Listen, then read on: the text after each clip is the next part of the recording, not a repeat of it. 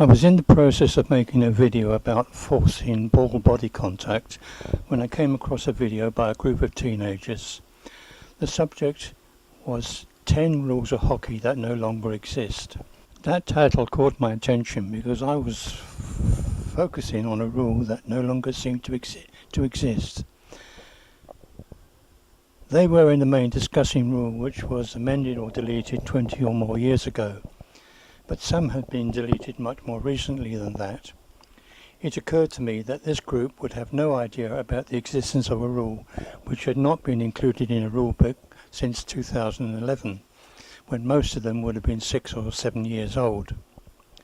Forcing is still an offence if the action also breaches another rule, but unfortunately the statement "any action of this sort can be penalised under other rules" was false.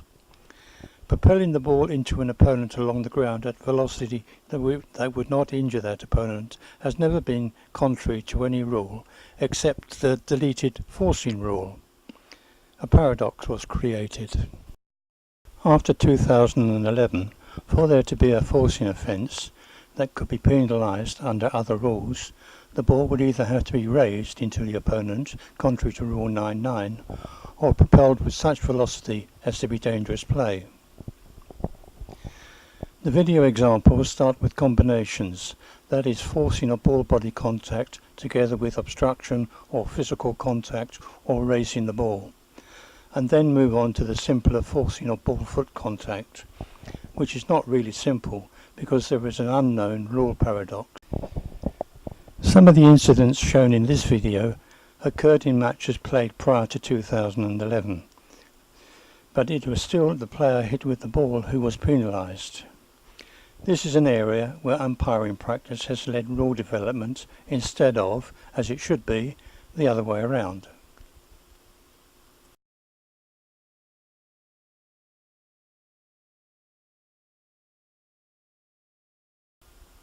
In this clip, the Australian player raises the ball into the thigh of the Dutch player and charges into him to prevent him controlling the ball.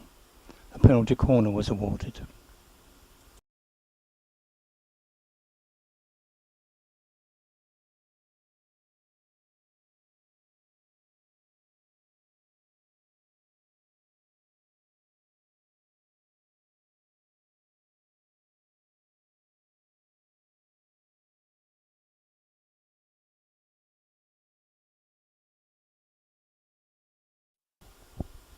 Another push and charge incident. The Argentinian player pushes the ball into the feet of the Canadian player and then charges into him.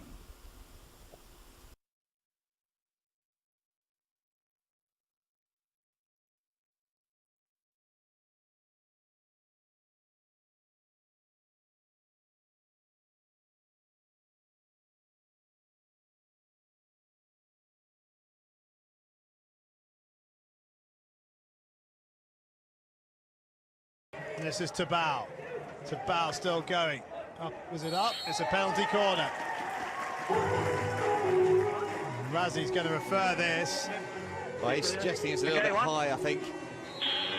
As the ball comes in, it is Tabao who went with great skill. Dion, are you there? Yeah. Dion Nell is the video umpire. Inside or outside the circle, please. I believe it was off the leg. I'll have a look at it. Okay, so they haven't referred the height, they are referring whether the contact was inside or outside the D. It's Tabao who drives forward, he's got his eyes up right from the very first contact, looking to come forward, he lifts that up. It is outside. For me, it's difficult because the feet are outside, if the balance is backwards. Outside the circle. Well, yeah, but it's his feet, isn't it? It's like saying, if your feet are inside the goal, but the ball's on the other side of the goal line, your stick's on it, it's a goal. Free hit.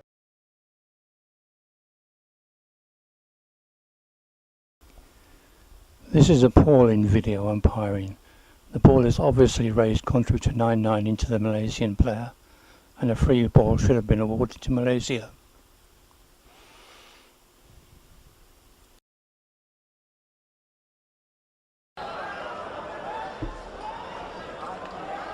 Rob Hammond works towards the circle, looks for the foot, finds the foot, Alistair Wilson's foot.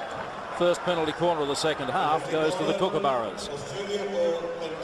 As I said, Australia very effective up the end lines. Hammond all alone, not too many options, but because the ball was in the air as he was dribbling, and you can see it here on the replay. Well, that's a bit unfair of a call. That ball is definitely lifted into the body of the English defender. Here's a chance for Dirk van der Heuvel to get it low to Lammers, wins the penalty corner. Smart play there from Kim Lammers, knows exactly what she's doing as she twists and turns a stick around that ball to put it on the Australian defender's foot there. Great up game. As you can see, she just twirls it around, knows exactly what she's going for and makes sure of it as well. So there we have it. Looks for a foot, finds a foot, and then great hockey, knows exactly what she's going for and makes sure she gets it. No mention of a foul or cheating.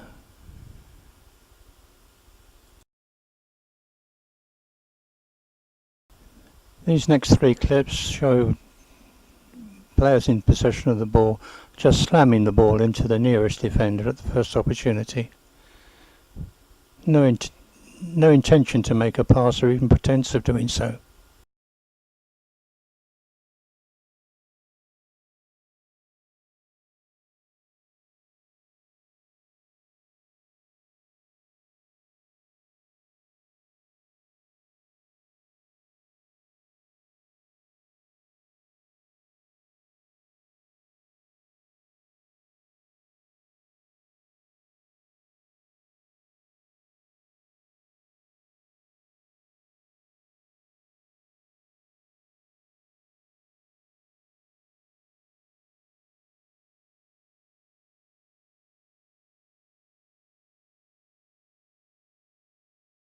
The German player here shows good stick skills to create the chance to push the ball onto his opponent's foot, but I think it's lazy.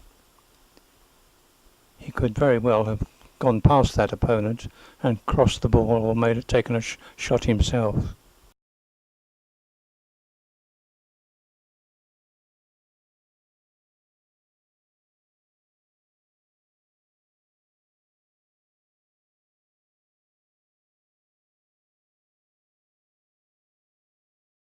This incident is from a time when the umpires were still floundering with how to deal with the self-pass.